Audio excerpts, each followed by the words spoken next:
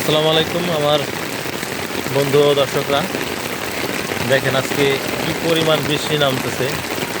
এরকম বৃষ্টি বিগত প্রায় অনেক বছর আমরা দেখি না। এরকম এই বৃষ্টি আমাদের জন্য ইনশাল্লাহ কল্যাণ বয়ে আনবে।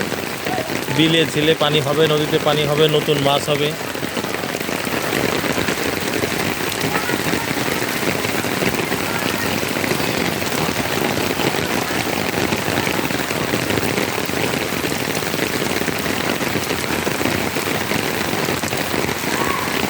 ঝুম বৃষ্টি যাকে বলে, এই বৃষ্টিতে আসলে যারা কাজ বাজ করে তাদের জন্য একটু সমস্যা, কিন্তু তারপর বৃষ্টি তো দরকার। বৃষ্টির সিজনেই তো বৃষ্টি দরকার।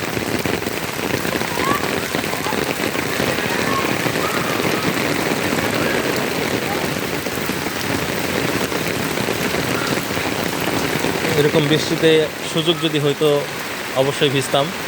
যেহেতু বিদ্যালয়ে আছি, ভেজার সুযোগ নাই। বাসায় হলে অবশ্যই ভিজতাম। আপনারা যারা বাসায় আছেন ভিজবেন আশা করি।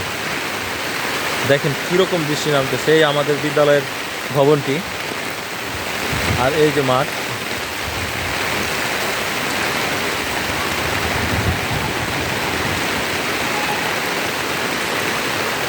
এই যে আমাদের বিদ্যালয়ের পিছনে একটি পুকুর আছে।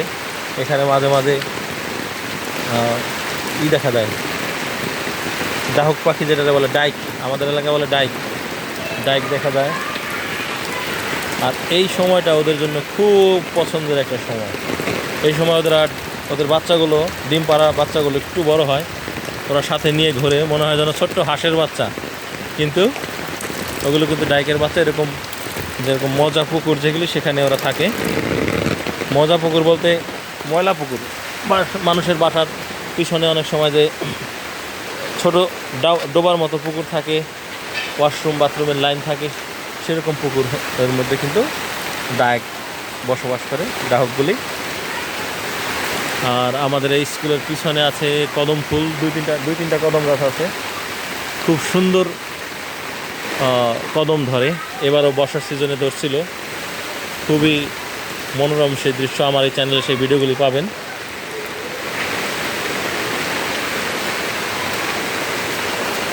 তো একটা ঘটনা বলি, একবার একটা ট্রেনিংয়ে গেছিলাম। তো ওই যে বিদ্যালয়ে গেছিলাম, সেই বিদ্যালয়ের পিছনে ওইরকম একটা পুকুর আছে। সেই পুকুরে দেখি 3টা ডাইকের বাচ্চা, সাথে একটা হলো ডাইক, তার মা ডাইক যেটা, ওটাকে সাথে নিয়ে ঘুরতেছে। তো ওই সময় ওই ডাইকটা দেখলাম যে কীভাবে তারা বৃষ্টির মধ্যে, এরকম ঝুম বৃষ্টি ছিল সেই দিনও, কীভাবে সাঁতরাচ্ছে তাই দেখলাম। ভালো লাগলো ওই দিন দেখে খুব। তখন থেকে এরকম বৃষ্টির সিজন বা এরকম টাইম আসলে আমার মনে হয় ওই সেই সিনারিটা মনে হয় যে বকগুলো, ডাইকগুলো কীভাবে ঘুরতেছিল, সাঁতার পারতেছিল। দেখুন মাটির অবস্থা। তো আল্লাহর রহমতে এবার খুব ভালো বৃষ্টি হচ্ছে, যা একটা ভালো লক্ষণ। আমাদের দেশে বৃষ্টির পানির খুব প্রয়োজনীয়তা আছে।